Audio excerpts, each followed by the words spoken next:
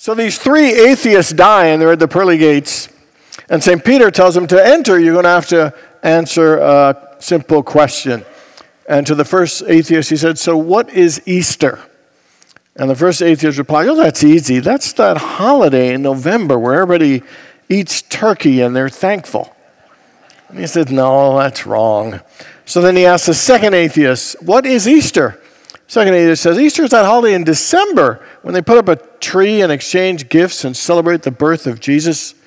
He said, no, that's not it. So not feeling optimistic, he asked a third one, what is Easter? And the third atheist smiles and says confidently, I know what Easter is. Easter is the Christian holiday that coincides with the Jewish celebration of Passover. Jesus and his disciples were eating the Last Supper, and Jesus was later deceived and turned over to the Romans by one of his disciples. The Romans took him to be crucified, stabbed him in the side. He had to wear a crown of thorns and was hung on a cross with nails through his hands. He was buried in a nearby cave, which was sealed off by a large stone. St. Peter absolutely smiled with delight. Then the atheist continued, every year the stone is rolled away so that Jesus can come out, and if he sees his shadow, there'll be 6 more weeks of winter.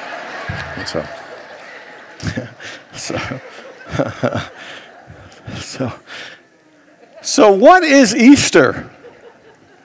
What does Easter mean to you personally? How does Easter affect how you live your life today? What you believe, how you see yourself, how you show up in your work, in your relationships, and what you think is possible for you. Traditionally, the resurrection is seen as the fulfillment of the prophecy of the Messiah through his atoning sacrifice of his life, so that by his blood we're washed of our sins, that we may have eternal life. In Unity, we don't see the resurrection as the future promise or a passport to eternal life, but we see it as a demonstration of the indestructible nature and power of God to overcome all things, including death, and as a reminder that that resurrecting power is still alive and available to all of us. The Episcopal Bishop of Newark, John Shelby Spong, said, the function of the Christ is not to rescue sinners, but to call you and empower you to be more deeply and fully human that you have ever realized you have the potential to be. You and I are emerging people, not fallen people. Our problem is not that we were born in sin, but our problem is that we do not yet know how to achieve being fully human. And what Spong is saying is that the resurrection of Jesus is not to save us as it is to teach us, to awaken us, to inspire us and empower us, and to call us higher, to help us rise to the highest and best that is in us, to rise to our human potential and our spiritual potential, to rise and to live at that Christ standard level in all areas of our lives. Jesus said, in this life there will be trials and tribulations, but be of good cheer, for I have overcome the world. And he's saying, be of good cheer, because this resurrecting power and spirit that is in me is in you. Easter is a time of good cheer. It is to celebrate this wonderful, amazing, incredible, miraculous thing, to celebrate the risen Christ, and also to remember that Christ in us is meant to rise, and it can be resurrected in us and in all areas of our lives. Sometimes we think that the only resurrection that took place was of Jesus on Easter Sunday, and that is not accurate. There were several times that people were raised from the dead, that Jesus did, Paul, Peter, Elijah, and Elisha. And also it says the tombs opened, and the bodies of many saints rose. So it isn't just those aspects of people rising from the dead that shows this power. If you look at Jesus' entire ministry, it was about the resurrecting and restoring and renewing and miracle-working power of God. The raising of Lazarus from the dead. The healing of the woman who had been hemorrhaging for 12 years is a resurrection from illness to wholeness. From the loaves and fishes, a resurrection from lack and limitation to being resurrected into abundance. The prodigal son whose own father said, my son who was dead is now alive. It's a resurrection story. Dr. Norman Vincent Peale, who wrote The Power of Positive Thinking, said, when you lose your eagerness, when you lose your ability to feel, when you no longer have dreams or hold a vision, when you have become dull and your life feels dull and lifeless, something has died in you and you are in need of a resurrection. And the resurrection really, when you think about it, is the ultimate overcoming. It is the ultimate transformation, the ultimate healing. It is the ultimate of an expression of hope and unlimited possibilities. So this great resurrection of Jesus is wonderful, and it is also an invitation to help each of us rise to the highest and best that is in ourselves. So this concludes our 6-week Lenten series that we called Prepare the Way. And we've been looking at the 40 days of fasting and prayer that Jesus did to prepare himself for his ministry and to achieve this miraculous experience and event. And the truth is that for every one of us who wants to have a breakthrough or to transform our lives, there needs to be preparation, a spiritual preparation to be the foundation, to be a springboard for something greater. The basketball coach Bobby Knight said, everybody's got the will to win. Everybody wants to win, but everybody doesn't have the will to prepare. Everybody doesn't have the will to do all the necessary work before that is needed to have greater success or to become a greater version of ourselves. We'll just go through the previous 5 weeks. The first step to prepare for a breakthrough is to retreat. Sometimes we think it's to go full steam ahead, but sometimes stepping back to reflect, to create some space and quiet, and to connect to our breath, to our higher self, is an important starting place. Second, we talked about fasting, which means to abstain from. When we abstain from food, the energy that it normally takes actually gets to be reinvested into deepening our relationship with God. We talked about fasting or abstaining from negativity, fasting and abstaining from clutter.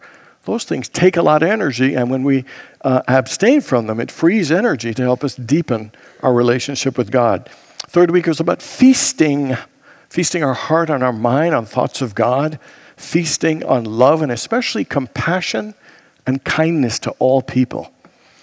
And then the fourth week was believe, to believe that with God all things are possible, to believe that your life has a purpose, and to believe in ourselves. Last week it was about embracing everything, to welcome everything into our life. Don't run or avoid or hide. That even in the difficult things, we have to hold our head high and enter in a consciousness of God, whatever challenge is facing you, because that's a part of our lives.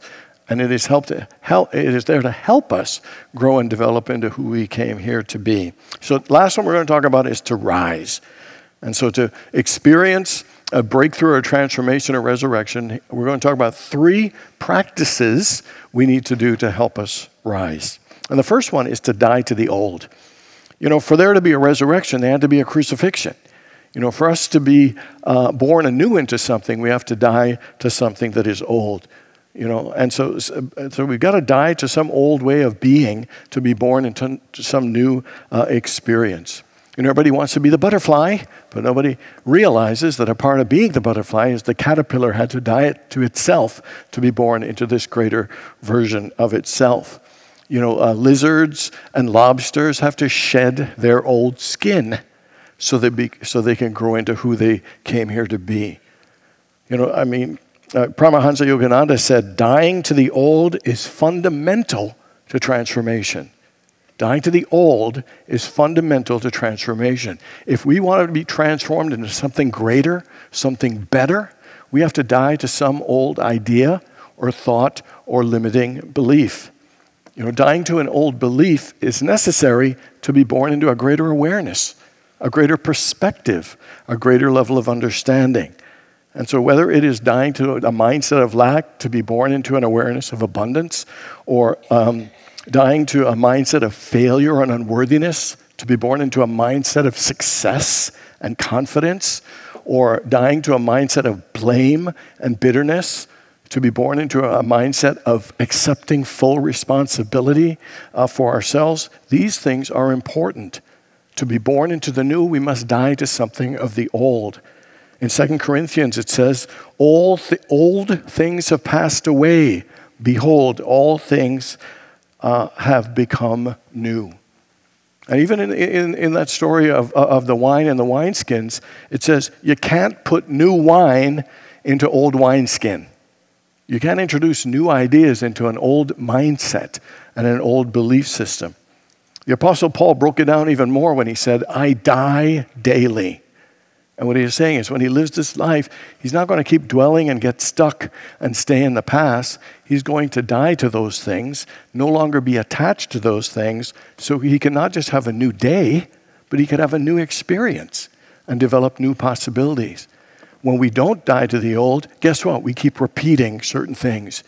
Ever have the same arguments or feel like you're having the same problems or just feel stuck? It is because we have to die to the old to be born into the new.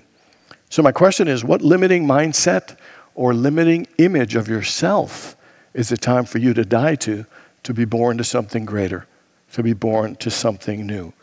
You know, Lao Tzu once said, we must let go of who we are to become who we are meant to be.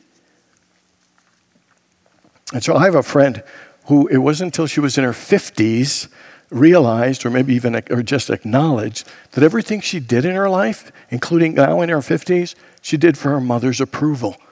And it was a life-changing thing to become that, have an awareness and just own that truth. And when she was able to die to it and to let it go and be freed by it, it not only changed her relationship with her mom, but it changed her relationship with herself. She saw herself in a different way and was able to live more freely and to achieve the things that she wants. Whatever we want, we have to die to the old thing that keeps holding us back.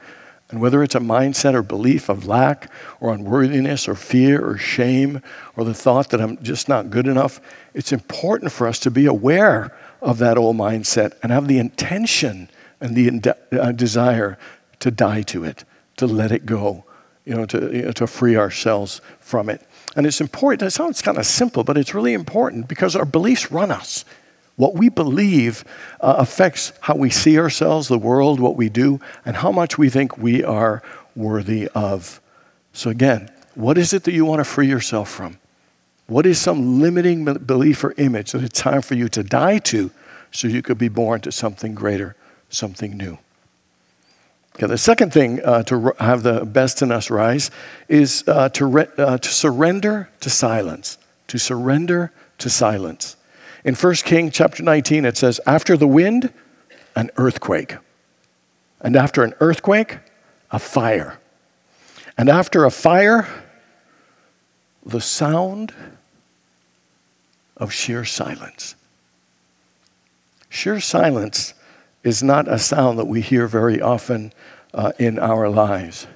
Our lives are so busy. They're so active. They're so noisy. Physically, externally, as well as internally. So it's hard to hear the silence.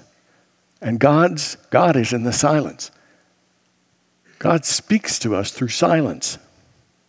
The writer Rumi said, there is a voice that doesn't use words. Listen. Spiritual greats have always went to mountaintops or gone into the desert or gone into caves, all with a desire for one thing, to listen to silence. Away from the distractions, away from the pull to action and doing something. There is a deep yearning and desire for silence as a means of tapping in to a greater level of peace or wisdom or inspiration, to the intelligence and the mind of God. Jesus was in the tomb for 3 days. And when you think of a tomb, it's dark, cold, not very inviting. But in looking at it over time, I realized that the tomb wasn't just dark and cold. It is a place of silence. And it's not just a place of silence, but it's a place of ultimate surrender. And it was in that silence and that surrender, something happened. We don't know exactly what happened, but we know that it went from dead to alive, that it went from darkness to light. Something happened in that silence that turned what was a tomb into really a womb, that it brought life instead of death. And it is powerful and amazing that if we were to enter the silence, something amazing and miraculous can happen in us because we've created that foundation, that environment to facilitate it. The Apostle Paul, I remember he was blinded, he was angry, he was hateful, and he didn't believe, and he was blinded, and something happened to him in that silence in those 3 days. He was able to finally surrender to the silence, and he came out joyful and positive and preaching the word, and is credited with the spread of Christianity throughout the world. Something happens in silence, and it's not just in that silence, but it's fully surrendering to the silence. Notice it was 3 days. I mean, if it was God, it could have been like 3 minutes. Jesus could have been in there Friday, morning and out by Friday night. But why 3 days? Because I think the message is to say, it's not just silence, but it's to surrender into the silence, and that takes time. For every one of us, we need to ask ourselves, am I willing to enter the silence and stay in it long enough to surrender myself fully, to allow that environment to go from a tomb to a womb, to bring forth some new life, some new possibility, some new version of myself. I'll say some of the most powerful words in the Old Testament are, be still and know that I am God. Because it is only in the stillness can we know, feel, and experience the fullness and the goodness and the allness of the divine. Sometimes we're uncomfortable with silence, but it's one of the most powerful, underutilized resources we have. Blaise Pascal said that all of humanity's problems stem from man's inability to sit quietly in a room alone. So my question is, how much time do you spend in the silence? How much do you value silence and stillness in your spiritual practice? And would you be willing to invest more time in the silence and to spend enough time that you enter that process of surrendering into the silence so something new could be born in you? The last thing to rise is to bring forth our best. How many people know that there is a better version of you, a happier version, a more loving version, a more positive version, a more successful version still in you that you haven't fully expressed? How many people would agree with that? We all would. The prodigal son squandered and made mistakes, exercised bad judgment. He was lost. He felt disconnected. He was not living his best life. He was not living his best self. And then it says, and then he came to himself. And then he came to himself, and he was able to rise up and go back to the Father. And so to me, that is in all of us. We're not always living our best. But we need to come to ourselves and realize I am more than this. That God has called me to do more and to be more and to express more than this, and to make the choice to let that which is within us rise up and come forth and be expressed and be brought to life in our lives. The Gospel of Thomas says, if you bring forth what is within you, what you bring forth will save you. If you do not bring forth what is within you, what you do not bring forth will destroy you. Everybody remember that old book by Og Mandino called The Greatest Miracle in the World? Everybody, a few people recognize it. What he called the greatest miracle in the world is what he called returning from the living dead. He said, just because you're breathing doesn't mean you're living. Just because you are walking around doesn't it means you're only existing. You're not really living. Because sometimes we have areas in our lives where we just get stuck, where we feel like we're stagnant, where things are just not progressing, where we're discontent and we just don't know what to do. And the truth is, the greatest miracle is for us to rise and resurrect that aspect of us and bring it to life. Bring it into full expression. So I ask you, what in you needs to and is calling to be awakened and to come alive? What in you is calling to be healed and transformed and changed? What in you wants to rise up? What quality? If you were to embody one quality that would absolutely change yourself, your life, and how you showed up, what would that one quality be? That just shifting it and bringing it to life would change you and your life. How many people ever heard of Leonard Kim? I haven't either. And so But I read about him and I was inspired. Young man, he was kind of struggling, grew up with his parents. His grandparents. He didn't grow up with his parents. And when his grandfather died, he was just devastated, and he got so ornery that his grandma kicked him out, and he had to go live with his mom, and that didn't go well. And he's practically homeless, and he's just struggling. He's selling shoes, selling cars, and he kind of survives, but he's just not happy. And then he starts finding a little bit of success, and he has kind of everything he wants in that moment, making 6 figures, doing well, but he found he's just not happy. He always feels like he needs more. Always feels like it's never enough.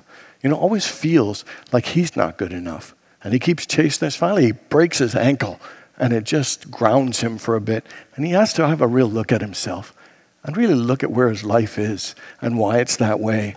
And he realized it was that way because of him, the way he was living, what he was thinking and believing. And he kept putting on this air of success and trying to pretend. And so what he started doing was writing a blog about success and his struggles for success.